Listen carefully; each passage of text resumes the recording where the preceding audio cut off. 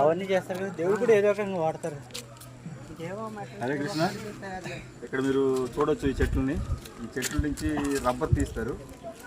అలాగా తిరువట్టూరు గ్రామం. మరి హరే కృష్ణ ఇటువైపు మీరు చూడొచ్చు ఈ చెట్లు అయితే ఉన్నాయి. దీని నుంచి ఏదైతే గమలాగా వస్తుంది, సో దీని నుంచి రబ్బర్ తయారు పెడతారంట. సో అలాగే పయస్విని నది, అది తిరువట్టూరు ఈ గ్రామం దగ్గర పయస్విని నది పయనిస్తుంది. అక్కడ ఈ నది పైన ఈ చెట్లు ఉంటాయి. సో ఈ చెట్ల నుంచి గమ్ ద్వారా రబ్బర్ని తయారు చేస్తుంది. హరే కృష్ణ. అన్ని చెట్లు చూడొచ్చు మీరు. ఇక్కడ ఏవైతే ఎన్ని చెట్లు ఉన్నాయో ఈ చెట్ల నుంచి మొత్తం అంతా రబ్బర్ తీసి, సో ఈ విధంగా దీని కింద ఒక చిన్న ఈ కప్పులాగా పెట్టి, సో దాని నుంచి రంధ్రం నుంచి దాన్ని ఒక ఇది పెట్టి, ఒక ఐరన్తో అది పెట్టి దాని నుంచి ఆ రబ్బర్ అది ఏదైతే వస్తుంది ఆ గమ్మలాగా, సో అది దీంట్లో వేసి దాని ద్వారా ఈ రబ్బర్ని తయారు చేస్తారు. అదే